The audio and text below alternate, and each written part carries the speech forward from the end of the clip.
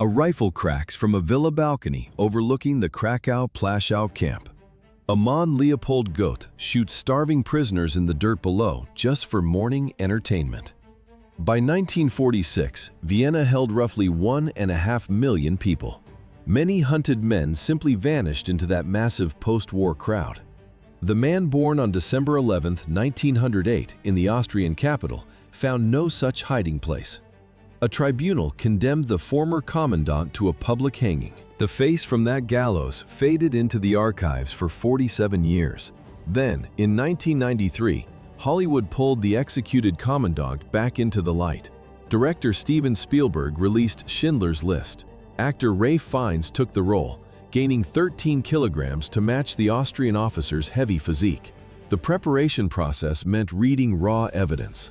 Fiennes opened the historical reports, looking through witness transcripts and studying the daily routines of the camp.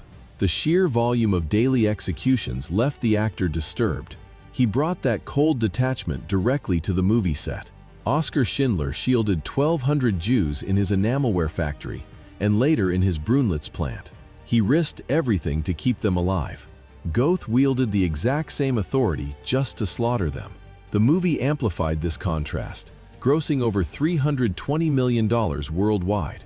Millions of viewers watched the events play out on screen. But the clean black and white cinematography offered a sanitized view of the past.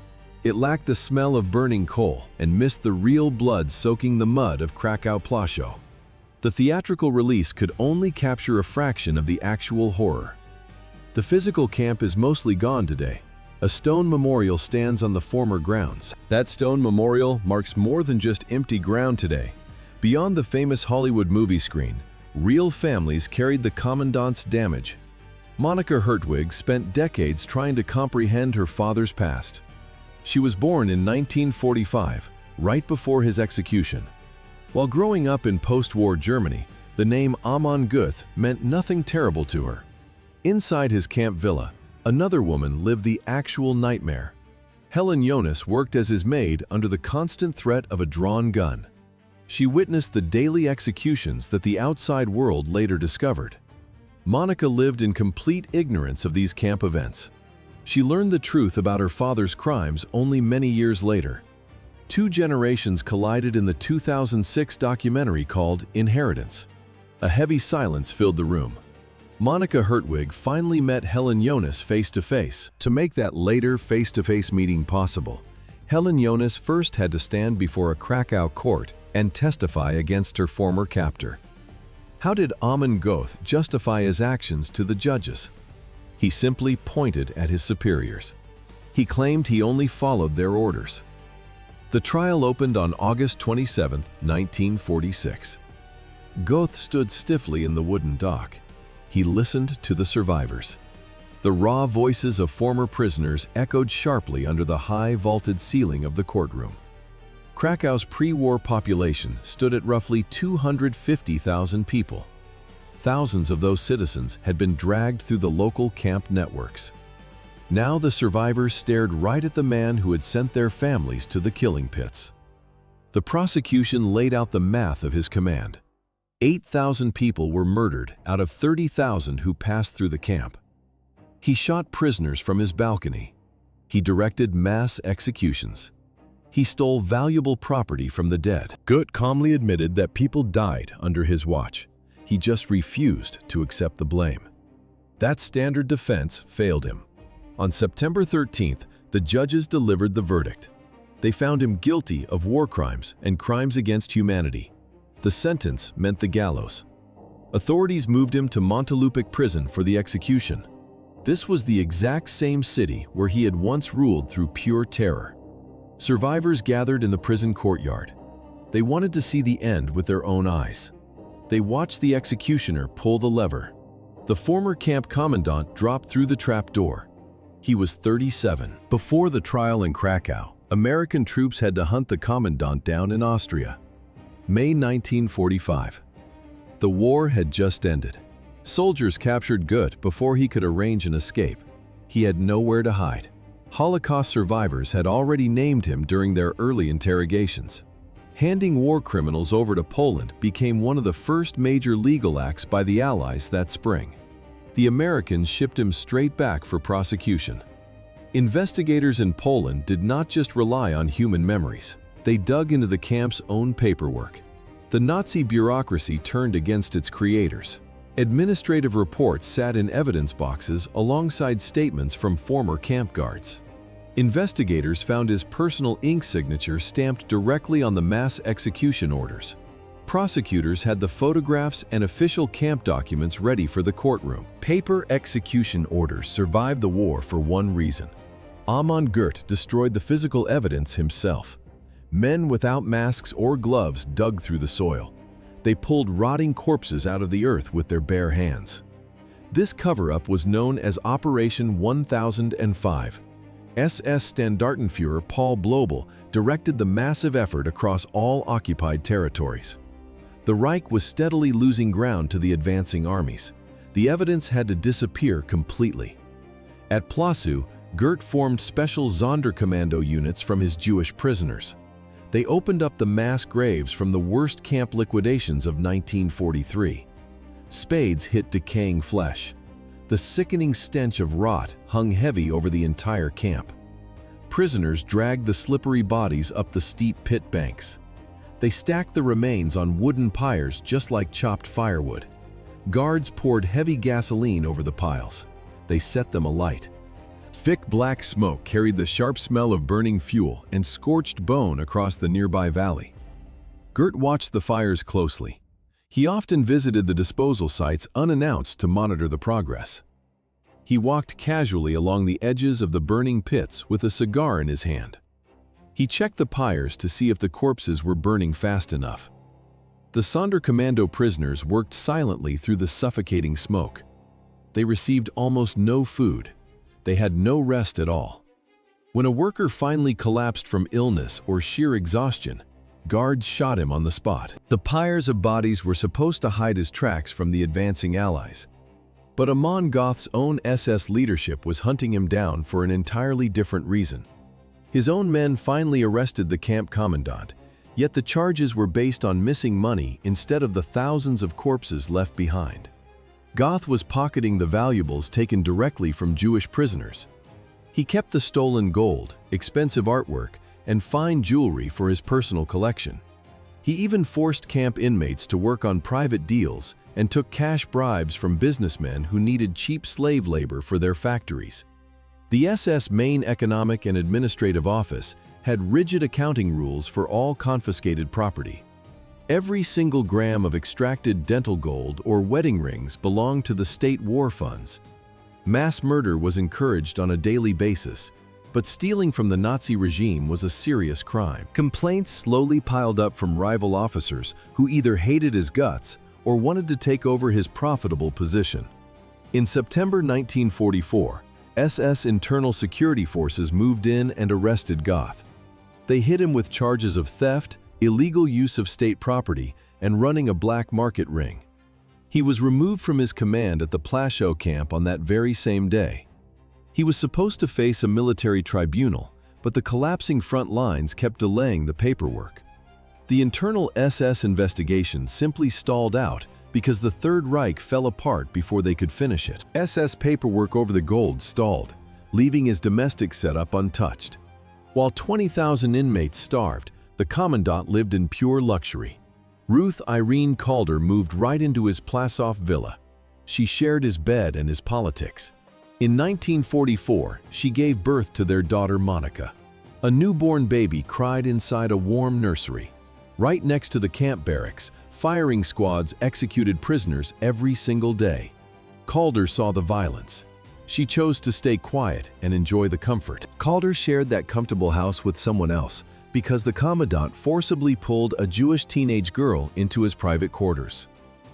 Helen Jonas served hot food with unsteady hands, terrified that a clinking spoon or a spilled drop would trigger an execution. She cleaned the spacious rooms for hours on end, stepping lightly and trying to avoid making any noise. The heavy leather boots of the commandant echoed loudly across the polished wooden floorboards. Those footsteps always signaled another unpredictable shift in his violent mood. She froze completely in place whenever he made a sudden movement. The Płaszów labor camp outside those windows held roughly 20,000 prisoners across hundreds of barracks. Yet 17-year-old Helen remained locked inside a single house entirely alone with the executioner. One afternoon, she watched him grab his rifle and shoot an inmate simply because the man was walking past the villa too slowly. Nobody else intervened. Helen cleaned every speck of dust inside a house filled with stolen goods. One massive mansion stood directly among the barracks. The heavy furniture and thick carpets didn't come from a local store. Guards ripped them straight from the luggage of arriving Jews. Amon Göth built this private estate right on the Płaszów camp grounds. He walked on dead men's rugs. He ate off their fancy dishes. Every single piece of his daily comfort belonged to a murdered prisoner. The air inside the villa carried the smell of roasted meat and expensive alcohol. Göth threw closed parties while 20,000 people starved just steps away. The other SS officers just kept drinking at these private receptions. While top-shelf liquor flowed on the villa's terrace, prisoners chewed on grass just dozens of meters away. Płaszów was not merely a prison. It was a site built to physically dismantle the human body. The camp covered almost 80 hectares of jagged limestone quarries and 2 desecrated Jewish cemeteries. The destruction started with the youngest. Mothers screamed as SS guards tore kids directly from their arms. If a woman tried to hold her child's hand, a heavy wooden baton smashed her fingers. Visiting SS doctors occasionally arrived to select subjects for medical trials. Guards tossed the remaining crying kids into the back of idling transport trucks. 500 children were taken from the camp in one single order. For the adults left behind, daily life meant a slow, calculated decay. The wooden barracks completely lacked running water or basic sanitation.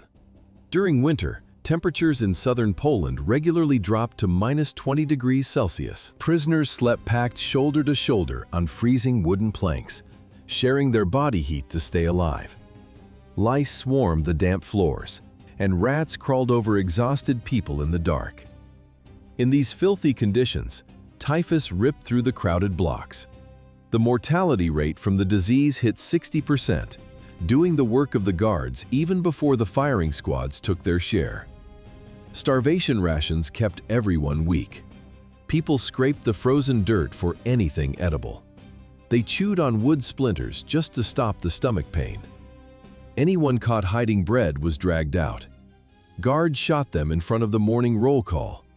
The children were not meant to survive. Surviving the freezing barracks meant nothing if you crossed paths with Rolf and Ralph. Gert just snapped his fingers and a hound tore a prisoner apart. These were not ordinary guard dogs. An adult Great Dane reaches 90 kilograms, turning its heavy frame into a deadly weapon. They were trained to maim and kill on command. Prisoners learned to avoid eye contact and move silently to stay off the radar. The camp guards closely watched this violence. They did not need encouragement to copy his behavior. Subordinates took deep pleasure in executing inmates for the smallest mistakes. One command meant death. 0 written rules. 0 chances for appeal. Guards mirrored those deadly dog commands because Płaszów ran purely on the Commandant's fleeting desires. Inmates stood shivering in tight rows during the early morning roll call. Göth casually observed the silent lines, randomly selecting a victim without provocation before pulling the trigger. The sharp crack of a scoped rifle shattered the morning stillness. Unlike death camps with gas chambers, the death toll inside Płaszów relied entirely on these daily manual executions.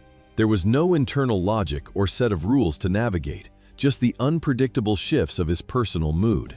He could decide a work detail moved too slowly and order everyone killed instantly. This constant unpredictability formed the camp's true foundation. But this terror did not materialize out of nowhere.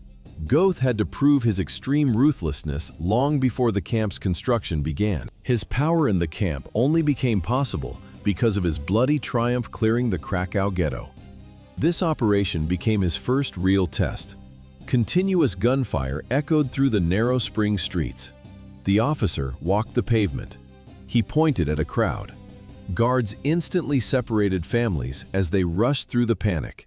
16,000 residents lived there in March 1943.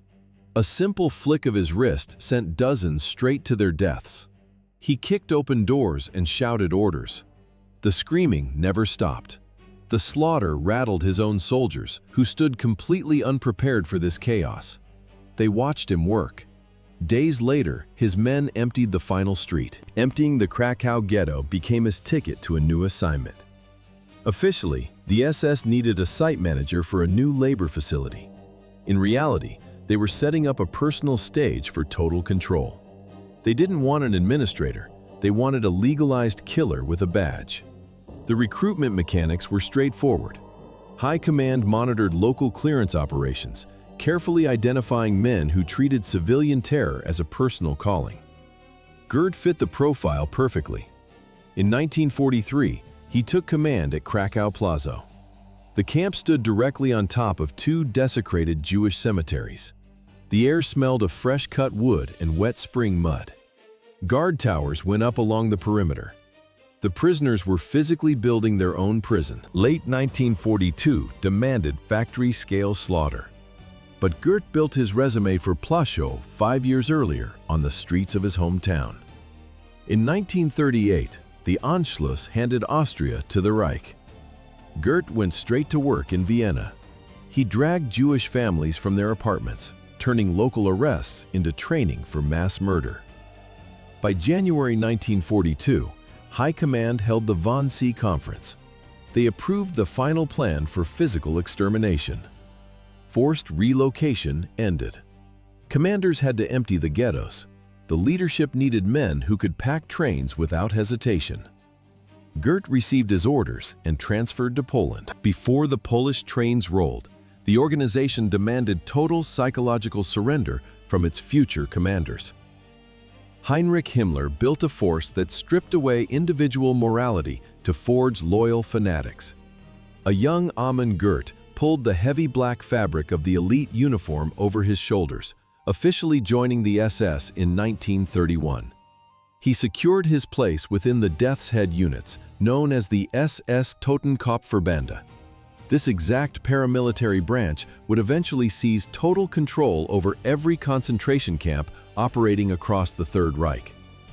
Instructors drilled the recruits daily, combining strict infantry combat tactics with hours of mandatory ideological indoctrination.